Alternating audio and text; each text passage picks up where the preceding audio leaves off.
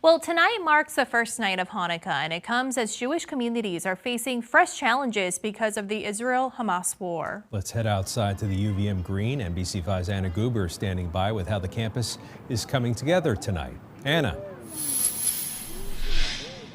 Brian, Alice, Hanukkah is a celebration of light shining through darkness, but some say it's been difficult to find the light on the Jewish holiday this year, as tonight not only marks the start of Hanukkah, but also 2 months since the Hamas attack on Israel.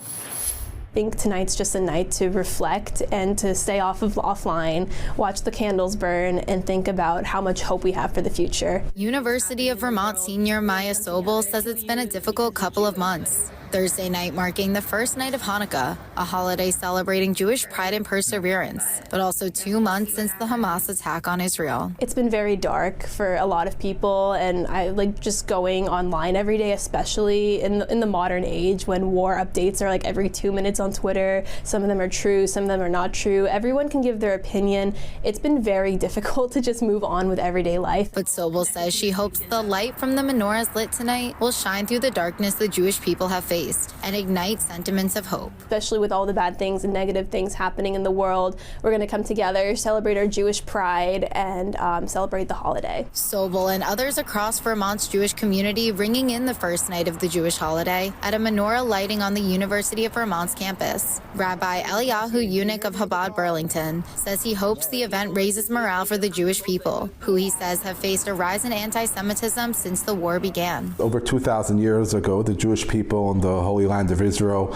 re-won the right to celebrate Judaism as they see fit. And as the rise of anti-Semitism, some people may think that they could go into hiding, that they want to keep a low profile about their Jewishness. But Hanukkah reminds us that we should be happy, proud, and be able to celebrate Judaism openly in the public. Saying the menorah lighting tonight is only the first of many events that will celebrate the 8 days of Hanukkah. Live in Burlington, Anna Guber, NBC5 News.